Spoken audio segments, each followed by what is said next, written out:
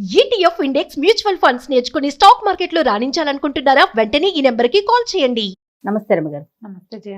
రమ్మగారు, బ్రహ్మీ ముహూర్తం అంటాం. ఆ సమయంలో లెగిసి మనం దైవారాధన చేసినా లేకుంటే పిల్లలు చదువుకున్నా అసలు లేవటమే చాలా ముఖ్యం.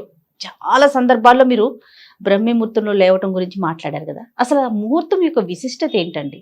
మనకి సూర్యుడితో పాటు కదా మన సైకిల్ వెళ్ళేది. అవును, ఇది జనరల్ గా చెప్పుకుందాం మనం. బ్రాహ్మీ ముహూర్తము, దాని ప్రాశస్త్యము పెద్దవాళ్ళు ఎవరైనా చెప్తూనే ఉంటారు. మనం సూర్యుడితోటే మాట్లాడుకుందాం. ఈ సూర్యుడిని హోరా కాలాలు అని చెప్తుంటారు. ఈ హోరలు ఏంటంటే ఒక్కొక్క గ్రహం ఒక్కొక్క సమయంలో యాక్టివ్గా ఉంటుంది. వరుసగా హోరలు మారుతూ ఉంటాయి. ప్రతి రెండు గంటలకి చొప్పున మారుతూ ఉంటాయి, లేదా గంటన్నర చొప్పున మారుతూ ఉంటాయి. ఈ సమయంలో ఈ సమయాల్ని బట్టి మన శరీరంలో ఉన్న అవయవాల పనితీరు కూడా బాగుంటుంది. అవునండి, సూర్యుడి సైకిల్ తోటి బాగుంటుంది. అందుకని మన భోజన వేళలు కూడా దానికి తగ్గట్టుగా రాత్రిపూట తక్కువ తినాలి, మధ్యాహ్నం హెవీగా తినండి, పొద్దున పూట ఇలా తినండి. ఇవన్నీ మనమేంటి సైకిల్ని బట్టే కదా చెప్పారు. అవునా? ఇప్పుడు ఈ బ్రాహ్మీ ముహూర్తం అనేది ఎప్పుడు వస్తుంది? తెల్లవారుజామున 3:30 నుంచి 3:30కి బ్రాహ్మీ ముహూర్తం. బ్రహ్మ ముహూర్తం అంటారు. బ్రహ్మకి సంబంధించింది కాబట్టి బ్రాహ్మీ అని చెప్పారు. బ్రహ్మ ముహూర్తం, బ్రహ్మకి సంబంధించిన ముహూర్తాన్ని బ్రాహ్మీ ముహూర్తము అంటారు. ఇప్పుడు ఈ 3:30 నుంచి 3:30 నుంచో లేచి తెల్లవారుజామున ఆ సమయంలో బ్రెయిన్ యాక్టివ్గా ఉంటుంది. సూర్యుడు రావడానికి ముందు, ఆయన రావడానికి ముందే కదా ఇదంతా జరిగేది. తర్వాత వేగు పొద్దున వెనముద్దలాగా దాన్ని వేగు చుక్క పొడుస్తుంది అని చెప్తారు. ఆ చుక్క పొడిచేసరికల్లా మనం ఈ సైకిల్తో పాటు ఎవడైతే సూర్యుడితో పాటు లేచి సూర్యుడితో పాటు రోజంతా తిరిగి సాయంకాలం పడుకుంటాడో వాడికి బ్రెయిన్ యాక్టివ్గా ఉంటుంది. ఇప్పుడు దీనికి 3:30కి లేవాలనుకుందాం. దానికి ఎప్పుడు పడుకోవాలమ్మా? వాడు ఎప్పుడు తినాలి? ఎప్పుడు తిని ఎప్పుడు పడుకుంటే వాడు 3:30కి లేవగలుగుతాడు? రాత్రి 10 తర్వాత పడుకుని 11 తర్వాత పడుకుని 3 దాకానే పడుకోవాలంటే ఈ 4 గంటల నిద్రే సరిపోయేంత పద్ధతి ఉంటుందా శరీరానికి? అంత దిటవు లేదు మనకి. ఎలా ఉంటుంది? మనం రోజంతా స్ట్రెస్లో గడుపుతాం. అవునండి, ప్రతి రోజంతా స్ట్రెస్సే. మనం రిలాక్స్ అయ్యేది ఎప్పుడు? ఈ స్ట్రెస్ నుంచి గాఢమైన నిద్రలో. ఆ నిద్ర పట్టే సమయం కనీసం 4 గంటలు అతిగాఢ నిద్రుండి 2 గంటలు కనీసం కాస్త విశ్రాంతితో కూడిన నిద్ర ఉండాలి మనకి. 3:30కి లేవాలి అంటే 2:30, 1:30, 12:30, 11:30, 10:30, 9:30, 6 గంటలు. అంటే నువ్వు 9:30కి కనీసం పడుకోవాలి. కనీసం 9:30కి పడుకోవాలంటే దీనికి 3 గంటల ముందు తినాలి సిస్టమ్.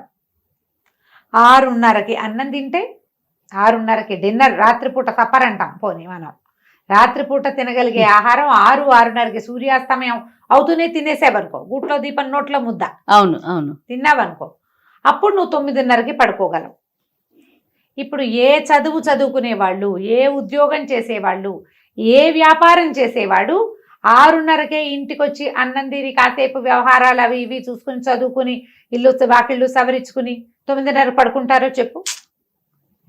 కనీసం 8th 9th క్లాస్కి వచ్చిన పిల్లల వల్ల కూడా కాదు కదా. అవునండి, వాళ్ళకు కూడా ఏవో స్పెషల్ క్లాస్ ఉంటే 7ంటి 10th క్లాస్ పిల్లాడు, మా అబ్బాయి 7ంటికి ఇంటికి వచ్చేవాడు. ఇది వరకు 7 ఈవినింగ్ అక్కడ ఆకలేసి ఏదైనా చిన్న స్నాక్ తినేస్తే 7కి వచ్చి అన్నం తినరు పిల్లలు. అంతే కదా. అన్నం వేళ వెనక్కి వెళ్ళిందా?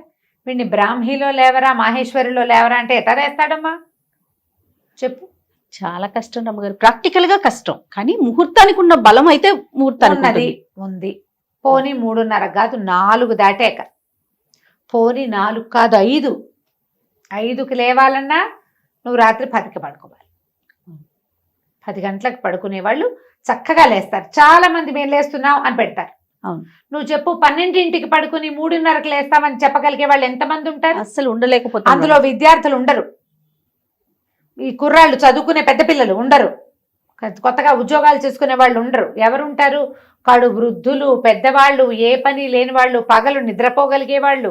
ఇది మెయిన్. నిద్ర తక్కువ ఉన్నా సరిపోయే ధోరణి ఉన్న శరీర ధర్మమే అలాంటిది ఉన్నవాళ్ళు లేస్తారు. యోగులు వీళ్ళు లేవగలుగుతారు. లేని వాళ్ళు ఎవ్వరూ లేవలేరమ్మా. ఈ బ్రాహ్మీ ముహూర్తాన్ని పట్టుకుని బ్రాహ్మిలో లేవాలి లేవాలి అంటే చావగొట్టకూడదు జయ. అది పొరపాటు. మన కాలధర్మాన్ని మనం ఇప్పుడు ఎలా ఉన్నాం దాన్ని బట్టి కదా. ముందువన్నీ మార్చుకోకుండా ఒక పాయింట్ నే పట్టుకొని పట్టుకుంటే దాని ఎట్లా? చుట్టూనే తిరుగుతున్నామేమో అనిపిస్తా ఉంటది అంతే. ఒక్కొక్కసారి ఇప్పుడు కదరమ్మ గారు. ఇవి ఇప్పుడు ఇట్లా చెప్తారు పెద్దవాళ్ళు ఎవరో, బ్రాహ్మీ ముహూర్తంలో లేస్తే ఎంత అద్భుతంగా ఉంటుందో చెప్తారు. నిజమే. జీవితంలో చాలా మార్పులు వస్తాయి పొద్దున్నే లేవటం వల్ల. నువ్వు పొద్దున్నే లేచి మధ్యాహ్నానికి కూడా నువ్వు ఇదే యాక్టివ్నెస్ తో ఉండగలిగే వాడైతే, అవును, నిద్రపోకుండా ఆ రాత్రి పడుకునే 4-5 గంటల నిద్రే నీకు సరిపోతుందంటే నువ్వు ఇలా 9ంటికే నిద్రపోగలిగే అవకాశం ఉంటుంది. కొంతమంది పడుకుంటున్నారు ఇప్పుడు అట్లా. అది అందరికీ ఎట్లా కుదురుతుంది? ఒక ఇంట్లో కుదురుతుంది. కుదరొద్దండి. వాళ్ళు మేము 7ంటికే అన్నం తినేస్తాం, 9ంటికే నిద్రపోతాం, మేము 6ంటికే తింటామంటారు. అన్నిళ్లలో అది కుదరది, అస్సలు సాధ్యం కాదు. మేము చేయలేం చేయాలి. నేను చెప్తా కదా, అదే అందరికీ సాధ్యం నేను కావచ్చు. చెప్పలేను. అందుకని నాకు చెప్పబుద్ధి కూడా కాదు. నేను లేవట్లేదు, నేను లేవలేను, ఎలా చెప్తాం? 11 గంటల దాకా చదువుకుంటాను నేను. ఇప్పుడు నాలాగా చదువుకునే వాళ్ళు 11కి 11ంటికి నేను ల్యాప్టాప్ ఆపుతుంటే కూడా హలో రమా గారు అని ఒక మెసేజ్ వస్తుంది నాకు. నిజంగా అవును. ఇలా రావా? నా అంతటి నేను ఎవరికి మెసేజ్ పెట్టండి, అది మాత్రం చేస్తా. పొరపాటు కూడా రాత్రి 9 గంటలకు నేను ఎవరికి హలో కూడా అన్నా. వాళ్ళే చేస్తే ఇంకా నాకు తప్పదు. అందరూ ఇప్పుడు నా బొట్టి వాళ్ళే ఉన్నారు కదా. మనం పనులు మానేసుకుని ఆపేసుకుని ఏమీ చేయక్కర్లేదు మనకు. లేదా మనకు పని చేయవలసిన అవసరం లేని పరిస్థితి అయితే నువ్వు అలాగే తొందరగా పడుకుని బ్రాహ్మీ ముహూర్తంలో లేస్తావు. లేదా మధ్యాహ్నప్పుడు ఏదో కాసేపు ఒక అరగంట అట్లా ఒక కొడుకు తీస్తే, పవర్ నాప్ తీస్తే ఓకే అనుకోవచ్చు. ఇంత కొంచెం నిద్ర సరిపోతుంది, అలవాటు చేసుకోవాలి అని చెప్పే మహానుభావులు కూడా కొంతమంది కనిపిస్తారు. అందరికీ సరిపోదు రమ్మగారు, చాలా ఇబ్బంది పడిపోతారు నిద్ర సరిపోతే. ఎంత జబ్బు చేస్తుందో. అవునండి. సరిపడా నిద్ర లేకపోతే జబ్బు చేసినట్టు అయిపోతారు. అవును. మీరు బ్రాహ్మీలో లేవాలంటే 3:30కి లేచి, మీకు ఏదైనా అది ఎవరికి 3:30కి లేచి సంధ్యావందనం చేసుకునే వాళ్ళు, ఓ మంత్రోపదేశం ఉన్నవాళ్ళు, వాళ్ళు ఏదో చేసి దేవుళ్ళకి ఏదైనా చేసుకోవాలి. మిగిలిన వాళ్ళంతా ఎందుకమ్మా హైరానా చెప్పు? ఎందుకు వచ్చిన హైరానా? అది ఇదివరకు కాలంలో ఏం చెప్పేవాళ్ళు? బ్రాహ్మణులు ఈ వ్యవహారాలన్నీ చేసేవాళ్ళు, లోకహితం కోసం యజ్ఞయజనాది క్రియలు చేసేవాళ్ళు. వాళ్ళకి బ్రాహ్మీ ముహూర్తం. సూర్యుడితో పాటు పడుకుని సూర్యుడితో పాటు లేచేవాళ్ళు, సూర్య సంబంధమైన క్రియలు చేసే వాళ్ళందరికీ, అంటే సూర్యుడితో సంబంధించిన వ్యవసాయ ఆధారితమైనటువంటి రకరకాల పనులు చేసేవాళ్ళు, మట్టితో పనిచేసేవాళ్ళు, వీళ్ళందరూ సూర్యుడి కంటే ముందు వేకువజామున లేవటం. అవును. తెల్లవారుజామున వెనమందలాగా వస్తుంది, అది చూస్తారు, లేస్తారు, ఏవో ఇళ్లలో పనులు చేసుకుంటారు, తెల్లవారకుండానే బయలుదేరుతారు. వీళ్ళు ఎప్పుడు పడుకునేవాళ్ళు పాత రోజుల్లో? గూట్లో దీపం నోట్లో ముద్ద. రాత్రుళ్ళు మనకల్లే ఫోన్లా, టీవీలా, ల్యాప్టాప్లా, ఆఫీస్ వర్క్లా, ఏమైనా కాల్సా ఏముండేవి? వాళ్ళు చేశారని మనం కూడా చేయాలంటే ఎలా కుదురుతుంది? ఇలా కంపెల్ చేయకూడదేమో అనుకుంటాను జయ. నా మటుకు నేను చెప్తున్నా కదా, మనం ప్రజల్ని మోసం చేయకూడదు, బలవంతం చేయకూడదు, చెప్పాలి. ఇది ప్రాక్టికాలిటీ. అవును. అవ్వందాన్ని అయిపోతుంది, చేసేయాలి, అదే కరెక్ట్ కాదు అంటే అది మారేడికాయ చేయటం కదా. మీరు ఇప్పుడు పొద్దున్నే లేచి ఆ సమయంలో లేవటం వల్ల జాగృతమయ్యే జీవశక్తి ఏంటో మీరు తెలుసుకోదలుచుకుంటే దానికి ముందు రాత్రి పెందరాళే పడుకోవటం మొదలు పెట్టండి. దానికి ముందు తినటం మొదలు పెట్టండి. 6:37 అవ్వాలి లోపల 6-6:30 కల్లా అన్నం తినేయండి. మీరు ఏం తింటారో, అన్నం తింటారా, రొట్టెలు తింటారా, జావ తాగుతారా, అంబలి తీసుకుంటున్నారా, ఒట్టి రాగి మాల్టే తీసుకుంటారా, ఏది తీసుకున్నా 7 అవ్వకూడదు. సూర్యాస్తమయం అవుతూనే మీ అన్నం అయిపోవాలి. 9-9:30 కల్లా నిద్రపోండి. దానికి అరగంట ముందే స్క్రీన్ టైం ఆపేయండి. పిల్లల్ని నిద్రపుచ్చుతాం మనం. అప్పుడు పిల్లల్ని నిద్రపుచ్చి మన పనులు మనం చేసుకుంటాం సాధారణంగా. ఇప్పుడు మనం ఏం చేయాలి? ఇలా నిద్రపోతే అప్పుడు మీరుకి పెందరాళే పొద్దున్నే లేచే అలవాటు అవుతుంది. ఇప్పుడు ఎప్పుడు పడుకున్నా నాకు 4కే మెలకు వస్తుంది, గంట కొట్టినట్టు అని చెప్పేవాళ్ళు కొంతమంది ఉంటారు. వాళ్ళ క్లాక్ అట్లా ఫిక్స్ అయిపోయి ఉంటుంది. ఫిక్స్ అయిపోయిన క్లాక్ వాళ్ళకి చెప్పేది ఏమీ లేదమ్మా, మీరు మహానుభావులు, మిమ్మల్ని పొద్దున్నే మీ కాళ్ళకి దండం పెట్టాలి మేము. ఫిక్స్ కాని వాళ్ళ సంగతి. ఇలా చెయ్యాలనుకుంటే కనుక రాత్రి పడుకోండి. శరీరాన్ని శ్రమ పెట్టకూడదు. ప్రధానంగా చెప్తారు శరీరమాద్యం కలు ధర్మ సాధనం అని. మనకు ఇది ఉంటే ఏదైనా చేస్తాం, ఏదైనా చేయి. దీన్ని అనారోగ్యం పాలు చేయబోక, బలవంతం పెట్టద్దు. ఇలా చెయ్యి, రాత్రి పడుకో, పొద్దునేలే. ఈ సమయంలో ఏంటంటే మనకి ప్రపంచం అంతా ఆక్సిజన్తో నిండి ఉంటుంది, ప్రశాంతత ఉంటుంది, శబ్దాలు ఉండవు. ఒక్క ఓంకారం చేసిన ఓం అన్నామంటే మన ఓము మనకే 100 సార్లు వినపడుతుంది. ఉమ్. ఒక్క మంత్రం చేసామంటే అది 100 సార్లు చేసినట్టుగా అవుతుంది. సమయం వల్ల సూర్యోదయానికి ముందు ఆ సమయంలో ఉండేటువంటి ఎనర్జీ వేరేగా ఉంటుంది. ఆ సమయంలో చేసేటువంటి మంత్రోచ్చారణ కానీ, దైవ సేవ కానీ, విద్యాభ్యాసం కానీ చాలా మంచి ఫలితాన్ని ఇస్తాయి. ఉమ్. హ్యాండ్ రైటింగ్ బాగుండని వాళ్ళు పొద్దున్నే మొహం కడుక్కోకుండా రాసుకోమనేవాడు మా రంగబాబు. ఉమ్. హ్యాండ్ రైటింగ్ బాగుండేది కాదు. పొద్దున్నే లేవగానే పొద్దున్నే లేచి 5ంటికి లేచి మొహం కడుక్కోవద్దు, కూర్చుని రాసుకో ఓకే, అని రాస్తే అప్పుడు హ్యాండ్ రైటింగ్ బాగుంటుందని. బాగుందిగా. ఇలా ఏవైనా చెయ్యాలి. ఇప్పుడు ఏదైనా మంత్రోపదేశాలు అవి ఉన్న వాళ్ళకి మనం చెప్పేది లేదు, వాళ్ళు ఎలాగూ లేస్తారు. ఎర్లీ మార్నింగ్ లేవటం ఎప్పుడు కూడా సూర్యుడి కంటే ముందు లేవడం చాలా ఆరోగ్యకరం. అది బ్రెయిన్కి మంచిది, శరీరానికి మంచిది. రోజు చాలా మిగిలిపోతుంది మనకి. అవును. లేటుగా లేస్తే ఏముంది, బద్ధకం మిగులుతుంది, సమయం మిగలదు, వేస్టేజ్ ఎక్కువ ఉంటుంది. మనకి అలా లేటుగా లేవటం అనేది ఒకటి ఫిక్స్ అయిపోతుంది బ్రెయిన్.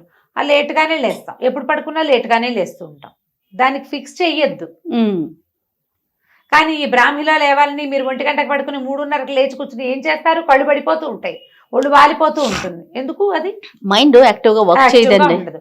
నువ్వు సరిపడా నిద్రిస్తే, నిద్ర కనుక ఇస్తే షార్ప్ గా ఉంటాం, బ్రెయిన్ షార్ప్ గా ఉంటుంది. ఆ సమయంలో ఉండేటువంటి పాజిటివ్ ఎనర్జీని మన మైండ్ అండ్ సోల్ తీసుకోగలుగుతాయి. అవును. ఫిట్గా ఉంటాం.